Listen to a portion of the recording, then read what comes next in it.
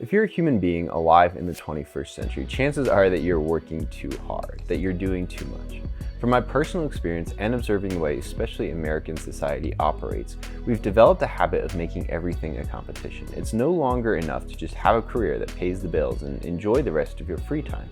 You're pressured to do more, to have interesting hobbies, to have a side hustle or 2 or 4, to get a certain number of followers on social media. We're bombarded by messages telling us that we're not doing enough, that we're not enough. We see images and ads on YouTube, social media, browsing the web, in stores that tell us that we're not in shape enough. So we go to the gym, and at the gym we see people that remind us of those ads. Maybe the gym itself has messages that are meant to be encouraging about getting stronger or losing weight, and we begin to wonder if there's even a point, if we'll never reach the ideal we see. Why even try? Or maybe we try something creative, start a YouTube channel, a podcast, write a book. We put our creative project out into the world and we're immediately hit with analytics and metrics. A page that tells us how many people are watching or listening or reading, and suddenly we feel like creating isn't enough. We see successful creators doing something that we have the talent to do and we want to get there. We see people making money off of our creative pursuit and wonder why we aren't. And now something that started out as a creative pursuit has turned into a competition. Just like everything else. There are very few parts of modern life that are safe from this type of competition. And of course, social media is a big driver of competition, and we seem to constantly be inventing new ways to compete on social media. 8 years ago, you could go on Facebook or Instagram, and before that, you could go on MySpace and post an update about yourself, but you had to create a new post, something that would last forever, and many people didn't do that every day. But then Snapchat introduced stories, and all of a sudden we had a way to share everything about our day and have it deleted after 24 hours. Then Instagram added the feature, and now social media has truly become an inescapable, endless feed of everything that is going on in all of our friends' lives.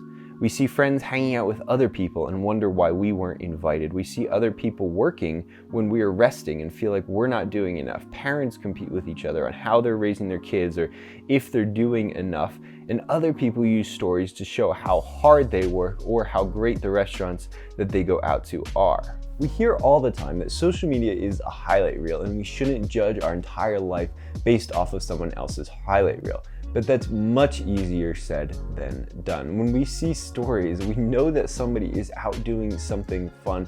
It's hard to imagine that they're living a life as boring as ours is. And of course, there's always the option to quit social media completely, and some people have taken that option, but that's not a perfect option either, because it's a really difficult thing to do in the modern world. It's going to make it a lot more difficult to keep up with friends, especially those who aren't your 2 or 3 closest friends that you might see on a regular basis. And so you're going to have to start putting a lot more effort into friendships and understand that a lot are going to fall by the wayside, and not everybody wants to do that. So we're stuck in this hyper-competitive society where nothing we do will ever be enough, where will never be enough, and we fall in this trap of constantly trying to push for more and more while still never feeling like we're doing enough.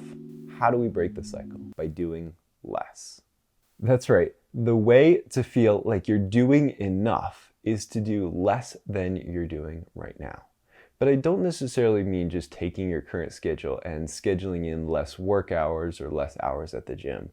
I mean thoughtfully pursuing less. Warren Buffett's famous 5 out of 25 rule is a great example of what I mean. The rule basically tells you to write out 25 goals, 25 things that you want to accomplish in life, and then order them from most important to least important. From there, the only things you should focus on are numbers 1 to 5. You cross off numbers 6 to 25. What this means is that you should identify a very small number of things that are really, really important to you. The things that you can't live without doing, the things that really fulfill your soul, that give your life meaning, those are the only things you should be doing. The pursuit of less is a really difficult concept for me. I started thinking about it back when I was in college, when I was taking a full load of classes, working 20 hours a week between 2 different part-time jobs, trying to maintain hobbies of basketball and running, going to the gym sometimes, working on my video skills, all while trying to maintain good relationships with family, friends, and my now wife. When I wrote out a list of all my life goals, I didn't feel like I could cross any of them off. Sure, the things at the top were the most important, but the lower ones felt important too. I really did want to create a music album, even if I didn't do any music at the time. I played piano when I was a kid, and I was planning on getting back into it someday. And I wanted to learn how to really draw. Doodling made me happy, and I knew I could get good at it if I put the time in. So I held on to all of those things. I started drawing out a hand-drawn animation only to give up a few seconds into the animation because it took so many frames, so much dedication. I tried to maintain friendships with all of my friends, even those that were kind of drifting away, because I was afraid to lose a single one of them. I didn't have a ton of friends growing up, and I was worried that they would all leave me if one did. And so I put so much effort into those friendships. Meanwhile, I was struggling to make any real money from a side hustle. I tried Amazon dropshipping, but I wasn't seeing any money come in from that. And so I started to feel like a failure because I wasn't doing enough. I wasn't making enough money on the side. And all the while, I'd watch my other goals crumble around me. You know, I set YouTube upload deadlines and then I'd watch them go by week after week. In short, I had fallen into the competition trap. The trap that tells you that you need to do every single thing you can while also maintaining good relationships and reaching a material level of success. It wasn't until very recently that I realized that I needed to break out of that mindset, that I realized the wisdom in pursuing only the absolute most important goals you have.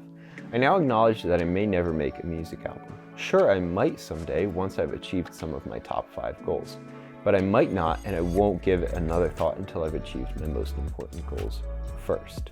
So I've started to work less, to do less.